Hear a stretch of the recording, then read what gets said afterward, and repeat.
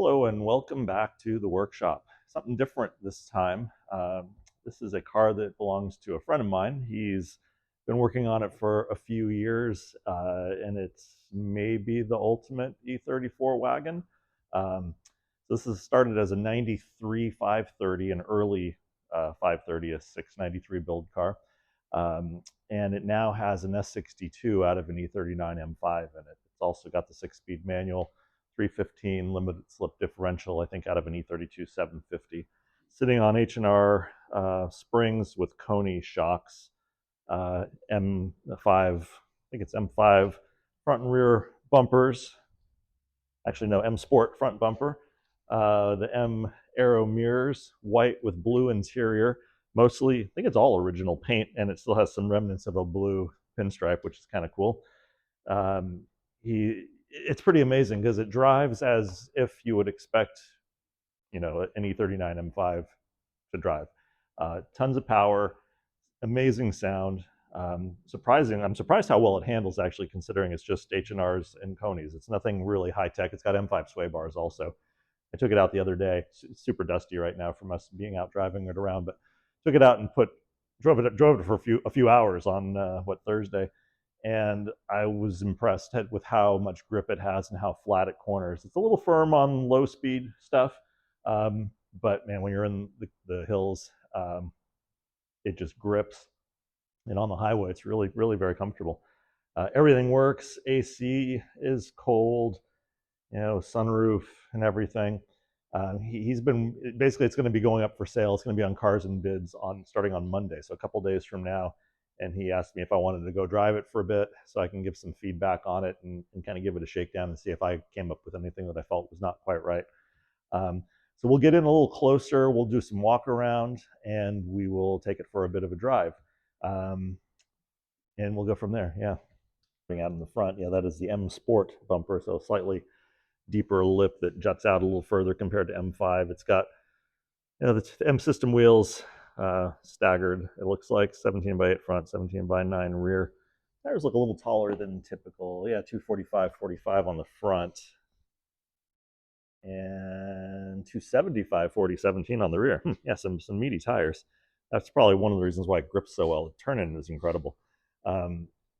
Typical US spec car, double sunroof, unusual color combo. We'll do the back first. Blue leather, cocoa mats, blue with wood trim. In the front, some very cool blue multicolor Recaros. We'll get inside in a minute here. Very subtle, super sleeper. Still wearing the 530 badge. I would probably take that off. I don't know if I would badge it as anything or just keep it D-badged. Exhaust tips are a little big for my taste. I'd rather have something a little more subtle, maybe even just like an M5, stock M5 rear muffler. But man, the car sounds good. He pretty much built the entire exhaust himself. It's running the E39 M5 cats, and then I'm not exactly sure what he's got beyond that, but it's something he actually fabricated and welded up himself. He likes to stay kind of under the radar, really kind of a low profile guy, but he has built some pretty amazing OEM plus cars. Does a lot of engine swaps. S54s and E28s, S54s and E34s. And then look at that. It looks like it should be there. He's kept everything on there, so it could be carbed, although it hasn't been yet. I think one area he might run into trouble is it's got an open K&N or open cone filter, which carb may not like. I don't really know how you would fit the stock air boxes with this brake booster here, or if there's a way around that by doing some other sort of airbox setup. But all looks just really, really nice. It all fits in great. This probably weighs a little more than the stock 530, but it can't be that much.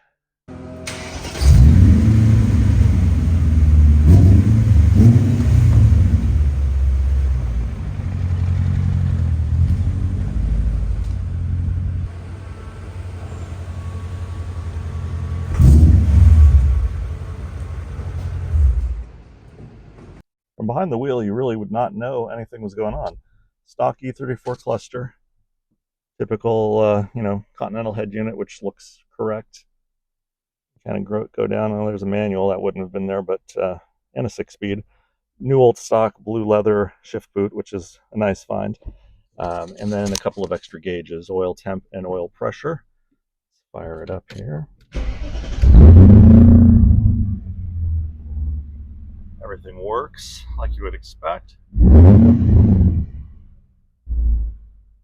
And he's also wired in the sport button to work as the E39 M5 would to sharpen up throttle response. When it's not engaged, the throttle is really kind of laggy a little bit. I was surprised when I first drove it. Once you hit the sport button, though, it really makes the throttle response a lot more lively. I have a feeling the factory E34 onboard computer didn't really communicate with the E39 DME and electronics, which is why we got the base style analog clock in there, which also does work. AC works. It's really just a pretty amazing car to drive. We'll get out and I'll show you that in just a minute here.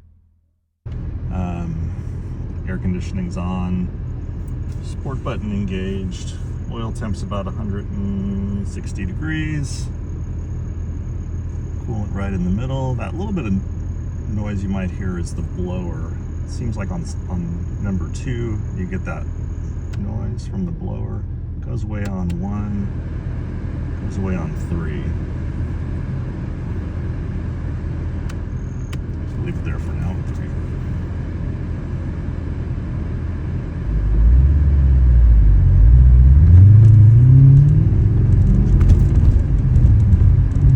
The low-speed ride is pretty firm. A little firmer than I would like it, but the way it handles kind of makes up for that.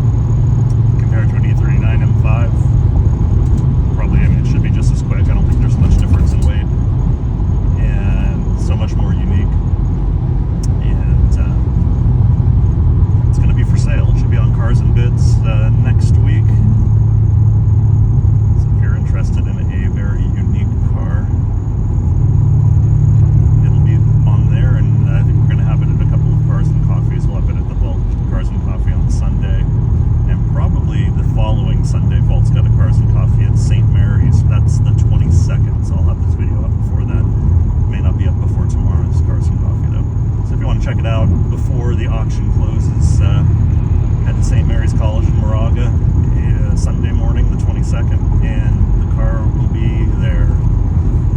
Thanks again for watching. If you like this, give it a like and subscribe, and